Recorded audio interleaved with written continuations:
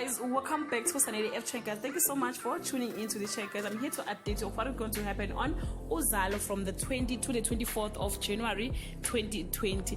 Nkunzi takes action to solve his marital wars and Mangcobo builds up her defense against him. Khetla celebrates a victory too soon and he gets an unexpected visitor. Nobody seems to be listening to Gabsile, and Khetla gets frustrated with Gabsile after he is forced to make a shocking announcement. Lily returns with the burning ambitions, and after Mondi receives an unexpected apologies, he and Zeketelo fight over their new guest. Sibonelo courts Njeza to join his team, while Figile isn't impressed with Subu's new ambitions. Guys, leave your comment below and share your thoughts. Till we meet again, I love you so much, guys. Bye.